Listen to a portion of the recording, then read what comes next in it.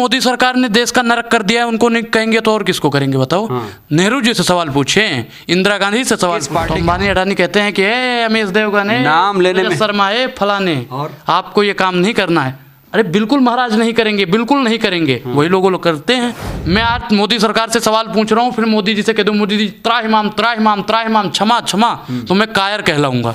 भगोड़ों की बात नहीं करते, भगवा की बात करते हैं। मोदी जुमलेबाज है, अमित शाह भी कहते हैं ये बात। बीजेपी के किसी भी नेता पे बता दो कि ईडी का छापा पड़ा, उन्हीं पे बैठाते हैं जो अच्छी नेता है। मैं कोई नेता हूँ नहीं। सबसे निकम्मी सरकार है तो भारतीय जनता पार्टी है।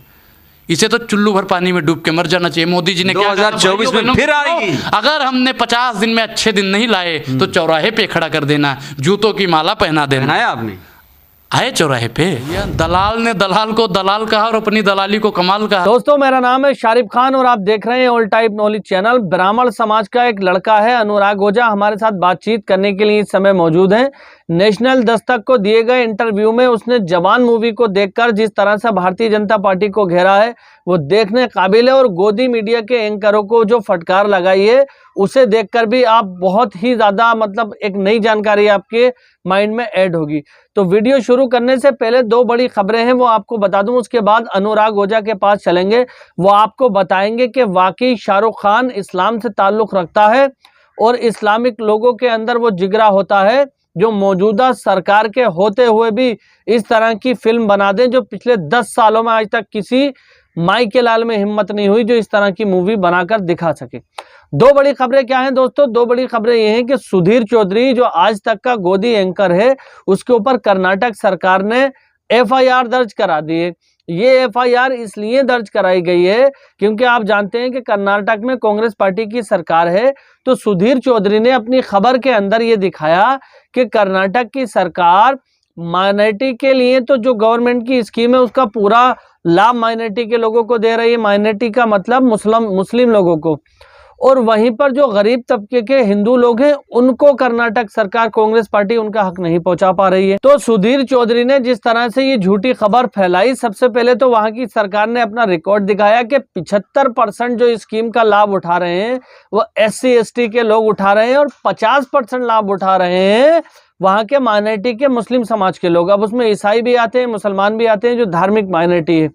अब मैं आपको बता दूं दोस्तों दूसरी बड़ी खबर कि मोनू मानेसर को पुलिस ने गिरफ्तार कर लिया है, हरियाणा की पुलिस ने, और कोर्ट ने उसको 14 दिन की जो न्यायिक हिरासत में भेजा था उसके बाद अब हरियाणा की जो पुलिस है वो राजस्थान की पुलिस को सौंप देगी मोनू मानेसर को। मोनू मानेसर के पकड़ने से ठीक पहले UN में जो बैठक हुई थी वहां पर UN के जो अधिकारी थे उन्होंने कहा था कि जिस तरह से गुरुग्राम में, मणिपुर में और हरियाणा के अंदर एक विशेष धर्म के लोगों को प्रताड़ित किया गया, इस पर सरकार ने कोई इस तरह का एक्शन नहीं लिया जैसे कि लेना चाहिए। और आप लोग जानते होंगे कि हाल ही में हमारे देश के अंदर G20 सम्मेलन हुआ था जहां पर सऊदी के क्राउन प्रिंस और बहुत सारे मुस्लिम देशों के क्राउन प्रिंस वहां पर आए थे, जिनकी बैठक के फौरन बाद मोनू मानेसर के ऊपर ये एक्शन हुआ है। अब ऐसा अंदाजा लगाया जा रहा है कि जरूर इस मीटिंग के दौरान हरियाणा नूह की और नासिर जुनैद का मामला आप जानते हैं कि इंटरनेशनली वायरल हुआ था। इस मुद्दे पर सरकार से कोई ना कोई बात हुई है जिसके बाद सरकार ने इतना बड़ा एक्शन लिया है और तुरंत ही 24 घंटे के अंदर मोनू मानेसर को गिरफ्तार कर लिया गया है। अब चलते हैं ब्राह्मण समाज के इस लड़के के पास जिसका नाम है अनुराग ओझा। ये किस तरह से जवान मूवी को लेकर भारतीय जनता पार्टी के ऊपर हमलावर है, साथ ही साथ गोदी मीडिया के जो एंकर हैं जो झूठी खबरें फैलाने का काम करते हैं उनको भी धोने का इसने काम किया है। तो वीडियो में देरी नहीं करते हुए शुरू करते हैं वीडियो। ध्यान से सुनना अनुराग ओझा की एक एक बात। अनुराग, बहुत कम समय में आपने बहुत सारे लोगों का दिल जीत लिया, लेकिन बहुत सारे लोगों का दिल दुखाया भी आपने। आपके ऊपर आरोप है आपने मुसलमानों का समर्थन किया और इसको लेकर हिंदूवादी संगठन आपको ढूंढ रहे हैं। ढूंढने तो उनके ढूंढने से क्या होगा। मुसलमान मैं मानता हूँ कि हमसे ज़्यादा बड़े राष्ट्रभक्त हैं, देशभक्त हैं, क्योंकि हम दिन में एक बार भी धरती को नहीं चूमते हो, दिन में 5 वक्त की नमाज। ये क्लिप चल जाएगी, चलने दो तो इससे क्या हो जाएगा। चल जाएगी तो क्या हो जाएगा भैया, ब्रह्मांड डोलने लगेगा, कुछ नहीं होगा। ये सिर्फ और सिर्फ जो कह रहे हो ना कि हिंदूवादी संगठन, वो हिंदूवादी संगठन नहीं है, वो दंगाई संगठन है।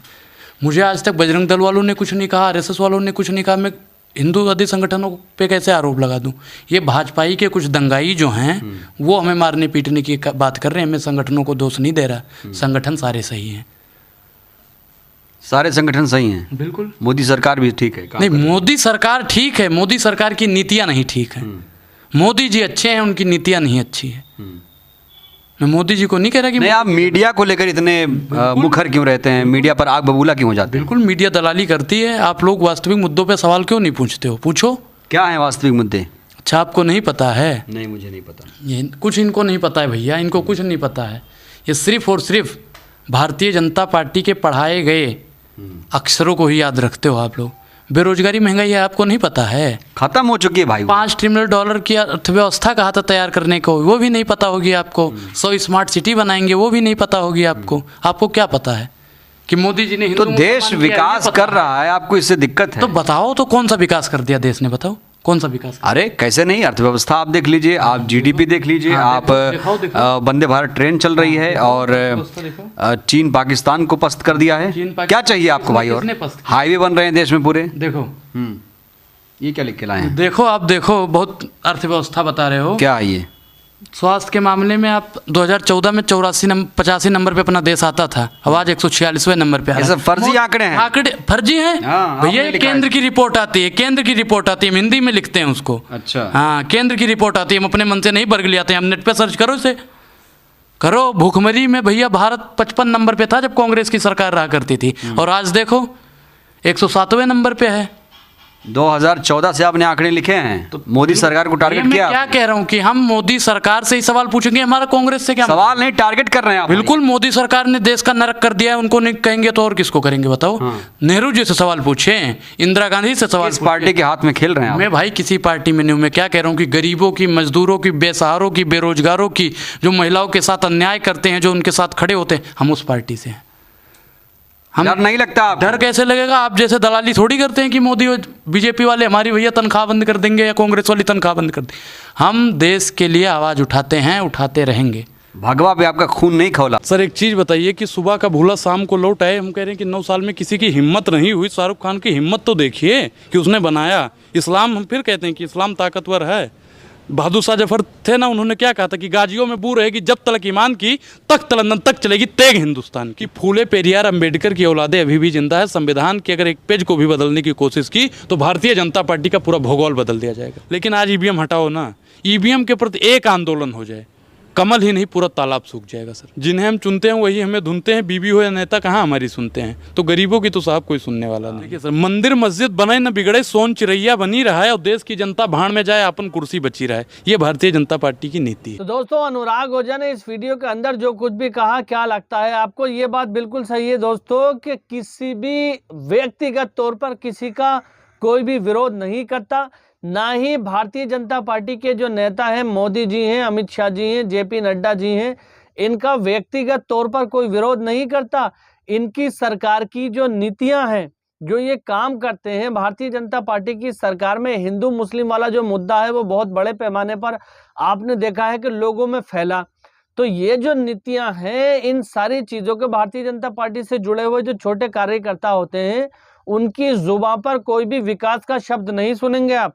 उनकी जुबान पर सिर्फ ये सुनेंगे, राम मंदिर बन रहा है, वहां पर ये यात्रा निकालना है, वहां पर ये यात्रा निकालना है, मुसलमानों को वहां पर टाइट किया गया, गौ रक्षा के नाम पर इतने मुसलमानों के ऊपर केस लगाया गया। उनकी जुबान से आप सिर्फ और सिर्फ इस तरह की बातें सुनेंगे। तो आज अनुराग ओझा ने जो ये तमाम बातें कही हैं, ये बातें अनुराग ओझा की कहीं ना कहीं सोचने विचार अधीन है। इनको इस पर विचार विमर्श करना चाहिए कि मोदी सरकार के अंदर पिछले 10 सालों में आखिर क्या मिला। अगर मोदी सरकार चाहे तो मात्र 6 महीने के अंदर भारत को बेहतरीन शिक्षा वाला देश बना सकती है, बेहतरीन स्वास्थ्य वाला देश बना सकती है। जवान मूवी के अंदर यही मुद्दे दिखाए गए हैं। दोस्तों, आप लोगों को पता होगा कि जी न्यूज के जो मालिक हैं, यस बैंक ने, उनका अभी काफी तगड़ा लोन माफ किया गया है, सेटल किया गया है। उनके ऊपर लोन हजारों करोड़ में था और तकरीबन मेरे जहन से उतर रहा है कई हजार करोड़ का लोन माफ किया गया है जी न्यूज के मालिक का। अब आप ये बताइए, जो छोटा गरीब किसान है, मजदूर है, 50,000 रुपए, 40,000 रुपए, 20,000 रुपए या 1 लाख रुपए उसका लोन होता है, इतने पैसे के लिए उसकी पूरी जिंदगी खत्म समझ लीजिए आप, उसको चुकाते चुकाते। तो क्या सरकार का ये फर्ज नहीं बनता है कि उनका लोन चुकाया जाए? फिलहाल अगर आप हमारे चैनल पर पहली बार आए हैं तो चैनल को सब्सक्राइब करके बेल आइकन पर ऑल का बटन सेलेक्ट कर लेना। इंशाल्लाह फिर मिलूंगा इसी तरह की एक नई वीडियो के साथ। तब तक के लिए खुदा हाफिज, जय हिंद, जय भारत।